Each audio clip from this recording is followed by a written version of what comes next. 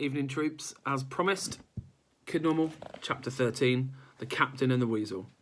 For the rest of term, Murph and his friends tried everything they could think of to persuade Mr. Flash to tell them more about the mysterious blue phantom. Hilda seemed especially fascinated. What was his armour like? She asked Mr. Flash the next day, but he pretended he hadn't heard her. She tried again a few times, but eventually he roared directly into her face. You've had your little history lesson, now get on with some work. He seemed, if anything, a little embarrassed, and he'd allowed himself to get so caught up in his reminiscences. The Christmas holidays passed fairly uneventfully for Murph, if you didn't count all the jokes from Andy about his secret school. Apparently, they were never going to stop being funny. Is there a Yule ball in the Great Hall, Smurfface? He'd ask every day, pirouetting around the kitchen. Will you dance with Professor McGonagall? The other notable thing about winter that year was the unusual amount of wasps. The local newspaper had run a story about it before Christmas under the headline Buzzcember, which was not especially clever on any level. In the article, which Murph read over breakfast one morning, they quoted a pest control expert who said he'd never been called out to so many wasp sightings in winter before, and that wasps seemed to be of unusual size and totally impossible to catch. One old lady rang up the local radio station, trying to insist that they weren't actually wasps, but robots sent to spy on her. The presenters just laughed and played another song. It was on their first day back, an iron grey January afternoon, when the subject of the Blue Phantom was raised again. As Murph walked towards this first CT lesson of the new year, he ran into Hilda, who clearly had been doing a lot of thinking over the Christmas break. I mean, she puffed, trotting alongside him. I don't understand what happened. If years ago there used to be real superheroes. Yes, Murph prompted her. Then why aren't there superheroes anymore? Asked Hilda. Well, there are, replied Murph, stopping to think. But they're, secret now. No more costumes, like Mr. Flash said. Well, it's a shame about the costume, sulked Hilda. I think a real hero should have a costume. If I make it into the Heroes Alliance, I'm totally having one. And what happened to the Blue Phantom? He was the coolest of them all. What if he's still out there somewhere, just waiting to swoop in and rescue people?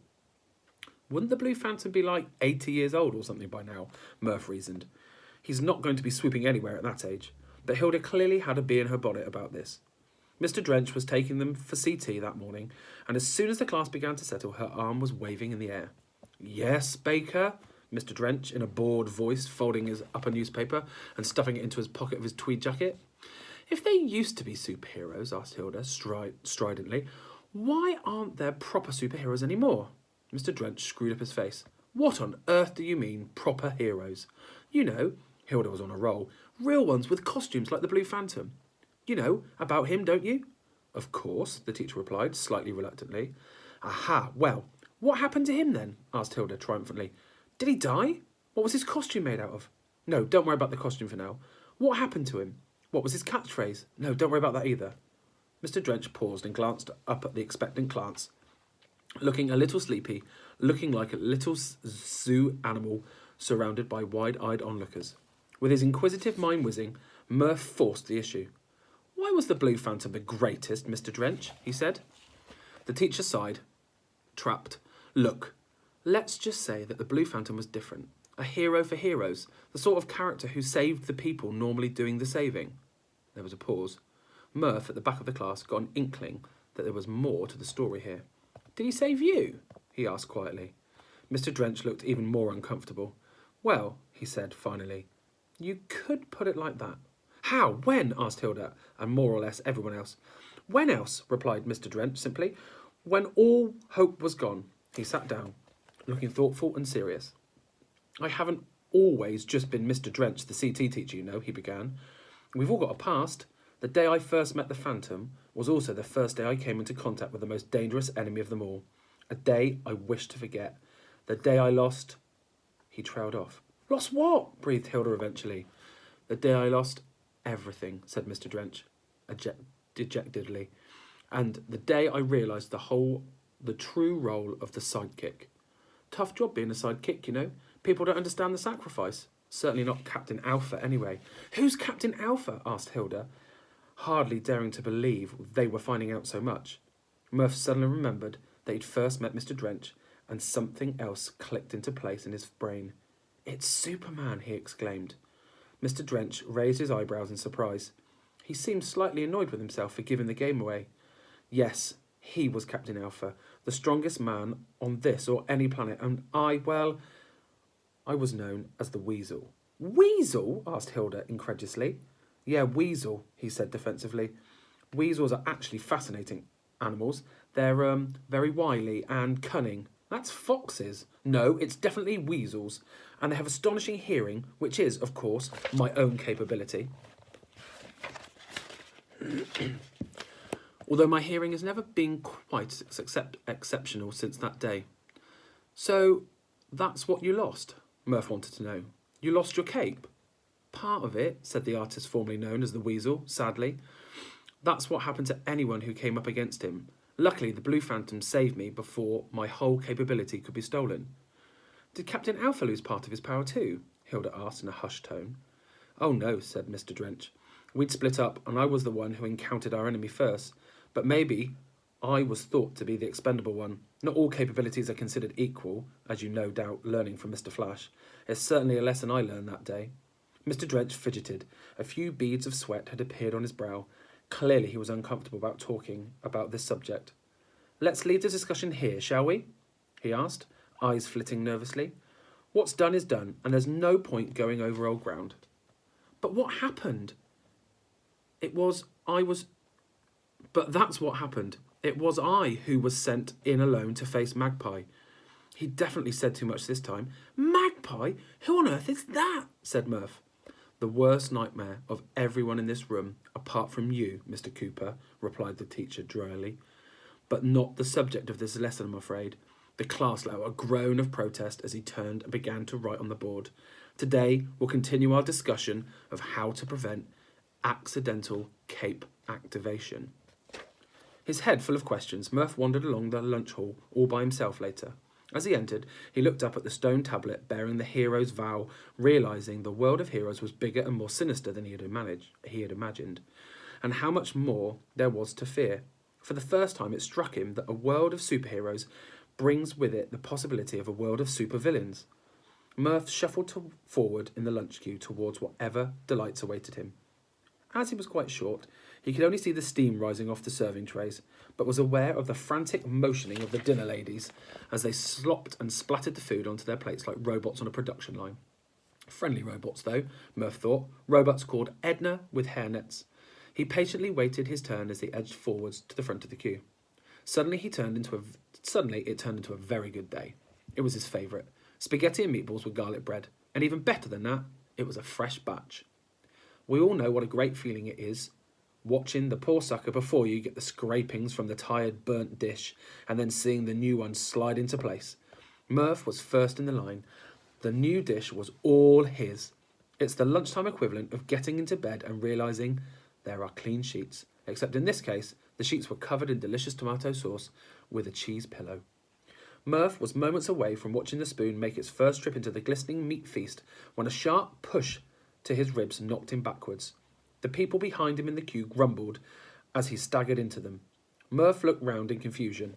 It appeared that no one had touched him, but by the time he turned back, there was someone else serving the aforementioned glistening meat feast.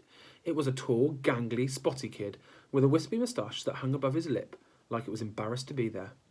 Oops, did you fall over? He asked sarcastically. Hey, you pushed in and pushed me, I think, replied a confused Murph. The moustached boy just laughed, grabbed the last 3 slices of garlic bread and lolloped off. Murph was so aghast at the whole situation, he hadn't realised the rest of the queue had since swarmed past him to collect their food. The line now snaked right back to the door and he was no longer in it. This was unfair, and Murph hated injustice.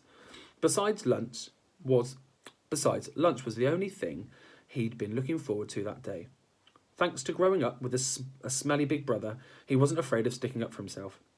So he started to march over to where the gangly queue jumper had sat down and was about to address him when he noticed who was sitting at the table with him. The boy was surrounded by what can only be described as a terrifying collection of teenage monsters. Murph quickly nicknamed them all in his head to try and keep calm. Alongside Gangly Fuzzface were Pork Belly, Pig Breath, Corned Beef Boy, Crazy Eyes Jemima, and the last but not least, Frankenstein's nephew. It was a shame, he thought, that these names would never see the light of day, but it was probably safer that way. At this point, Murph realised he'd been standing there staring at this array of beasts and naming them silently for around 90 seconds. They'd all stopped chewing and were staring back at him. Except for Jemima. You were never quite sure what she was looking at. "What?" screamed Jemima suddenly at the top of her voice. "He pushed me out of the way and took my place in the queue," Murph replied. "And?" grunted Corned Beef Boy. "What are you going to do about it?" Murph started feeling a bit worried. "Hang on, isn't this the kid with no cape?" said one of the goons. "Why are you even at this school anyway?" said another. "Yeah, push off," laughed Fuzzface. And once again, Murph felt a powerful shove in the centre of his chest. He instantly recoiled, stumbling back uncontrollably into a huge pile of dirty plates. The plates hesitated for a moment, tottered playfully from side to side, and then decided to make a nuisance of themselves and cascade everywhere.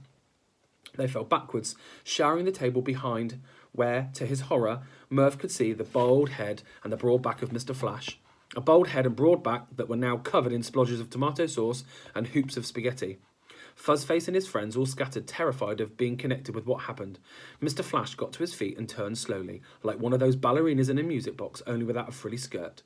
His face was red, and not just because there was a significant amount of tomato sauce dripping down it, like savoury magma from an erupting volcano. He picked a morsel of chewed garlic bread from his moustache and surveyed the scene. It didn't look good for Murph, who was standing right beside the smashed pile of plates. "Did you do that, Cooper?" shouted Mr. Flash. Murph considered several possible answers to this question, but he got as far as before Mr. Flash had identified another possible culprit. "Or was it you, you great liability?" he roared over Murph's shoulder. Murph spun round and saw the boy from the class who could inflate different parts of his body. He looked absolutely terrified at being shouted at by a tomato-flavoured monster like this, and in his panic, one of his hands suddenly ballooned, sending his glass of milk flying. This did nothing to calm Mr. Flash down. "It was you, wasn't it? You clumsy little... You've ballooned all over the blinking plates. Over, haven't you?" The boy made a small whimpering noise and edged along the bench as if trying to escape one of his ears inflating with a high-pitched whining sound. "Problem, Mr. Flash?" said a voice.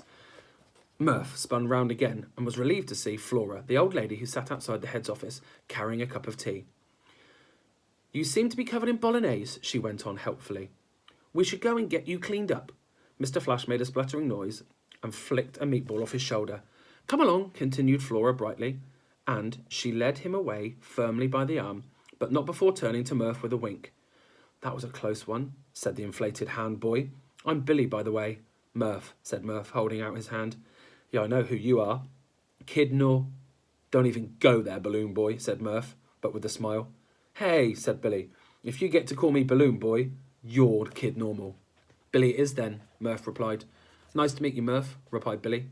"I quite like Balloon Boy as it goes. Anyway, have a seat. I've got some garlic bread left." That is the end of chapter 13. Chapter 14 is called The Taker of Care, and I will hopefully read you the next chapter tomorrow. Have a good evening. See you Saturday. Bye.